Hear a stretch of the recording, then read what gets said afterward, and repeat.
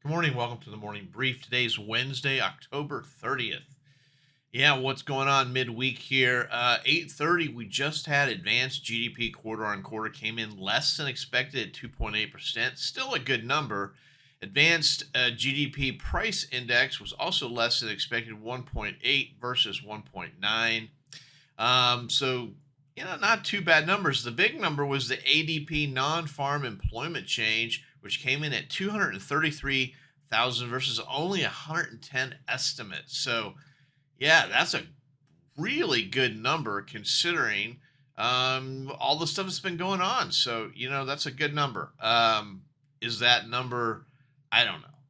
It's an awfully good number. I expected non-farm employment change to be lower, as everybody else did, due to all of the problems in Florida, North Carolina. With the hurricane issues causing employment change to not have any growth stuff stopping, etc. So it's kind of a surprising number. That being said, it's an election cycle, so every number is suspect, in my opinion, coming into an election. Are these numbers supposed to be infallible? Of course they are. Are they infallible? Yes, they are. Um, many times we'll see revisions, huge revisions later in time. And so it always makes me very suspect on these numbers, but it is what it is. 10 o'clock, we have pending home sales. 10:30, we have crude oil inventories. And that's basically it for the U.S. for today. I'm always amazed how the news cycle, I just can't wait. We're so close. We're going to get rid of election stuff, hopefully very, very soon, in a week or so. And that news cycle will have finished. It's been a long, miserable journey to this point. I can't wait to not hear from either party for an extended period of time. Will not hurt my feelings. That being said, the Yankees live to play another day.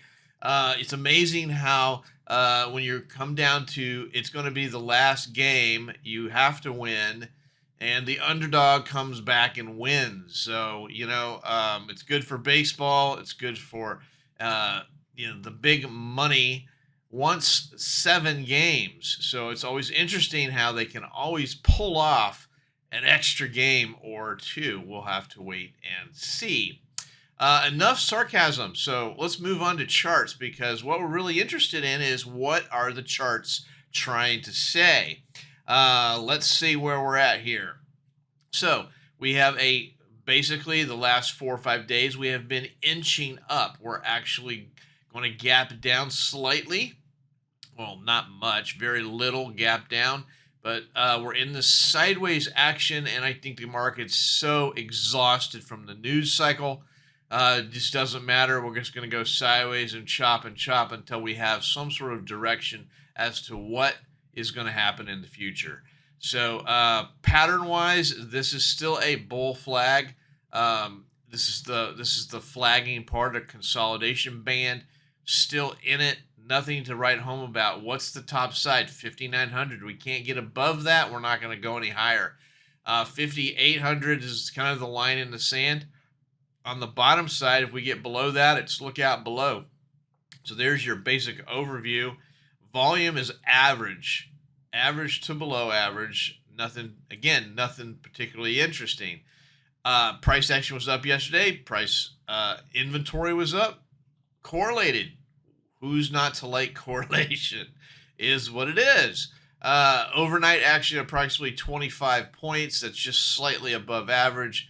Again, I think that mirrors the view of the market, that there's just not too much to get excited about one way or another until we get some resolution with politics, etc., going forward here. What support and resistance levels? 58.93 resistance. More resistance at 5,900 and the 5,903. You can see that consolidation right there. 59.15. I just don't see us breaking above any of these levels, 59.27, but those levels are there. Support 58.63, 58.50, the whole number. We don't have a lot of confluence down here, just a lot of little areas. 58.40, 58.30, 58.10, 5800.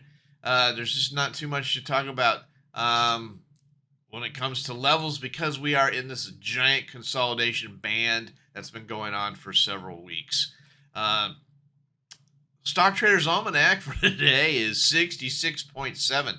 So a positive bias, about a 16.7% bias to the upside above the 50% mark for Wednesday, October 30th from the Stock Trader's Almanac.